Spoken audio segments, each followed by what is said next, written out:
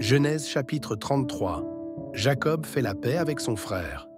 Ésaü, Jacob voit son frère Ésaü qui arrive avec 400 hommes. Il répartit les enfants entre Léa, Rachel et les deux servantes Bilha et Zilpa. Il met en tête les servantes et leurs enfants, puis derrière eux, Léa et ses enfants, et enfin Rachel et Joseph. Puis Jacob avance devant les femmes et les enfants. Il s'incline 7 fois jusqu'à terre avant d'arriver auprès de son frère. Mais Ésaü court à sa rencontre. Il le serre dans ses bras et il l'embrasse. Tous les deux se mettent à pleurer. Quand Ésaü voit les femmes et les enfants, il demande « Qui sont ces gens avec toi ?» Jacob répond « Ce sont les enfants que Dieu m'a donnés. » Bilha et Zilpa s'approchent avec leurs enfants. Puis ils s'inclinent devant Ésaü.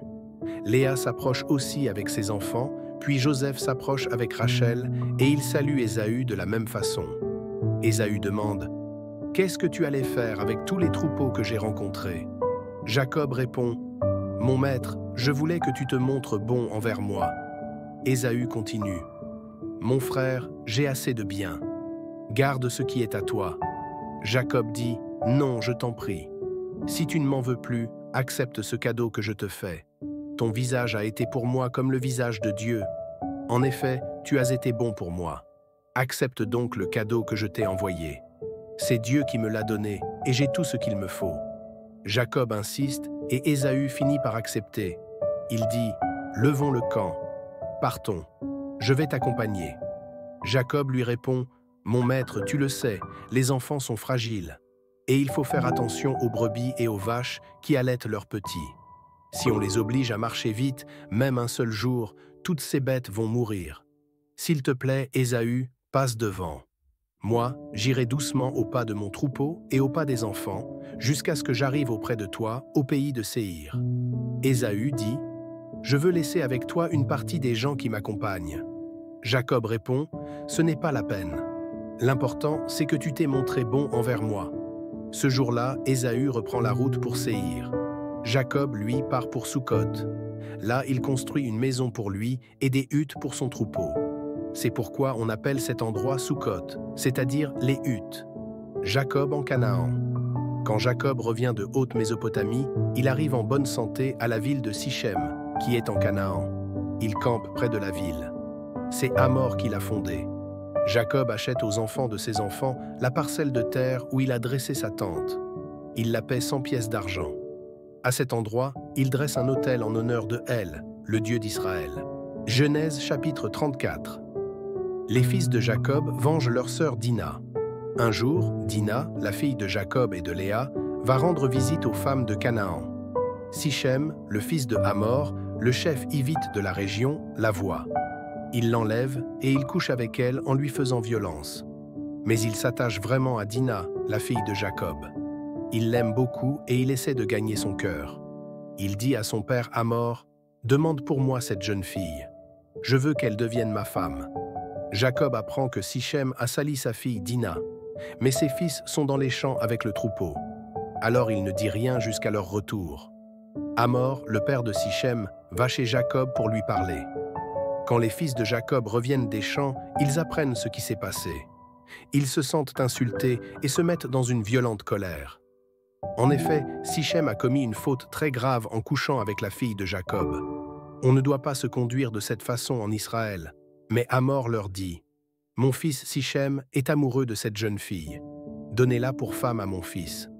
Unissez-vous avec nous, vous nous donnerez vos filles en mariage et vous prendrez nos filles pour femmes.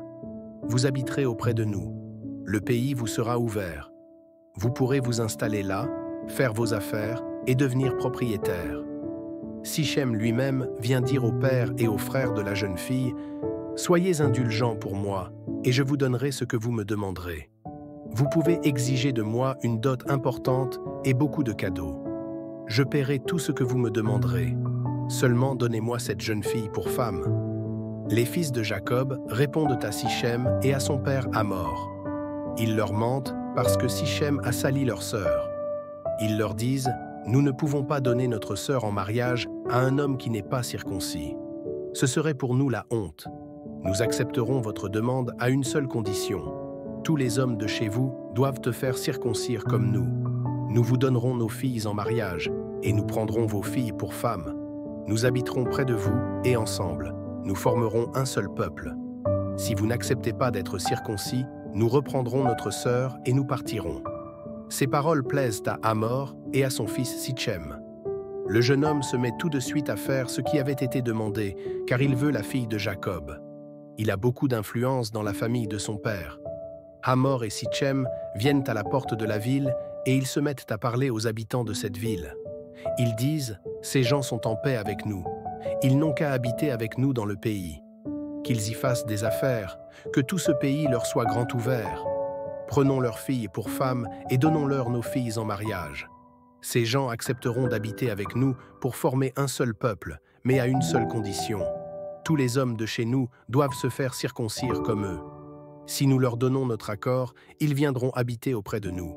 Et leurs troupeaux, leurs richesses, tous leurs animaux seront à nous. » Tous ceux qui sont présents à la porte de la ville acceptent les paroles de Hamor et de son fils Sichem. Tous les hommes de la ville se font circoncire. 2 jours plus tard, les hommes sont encore souffrants.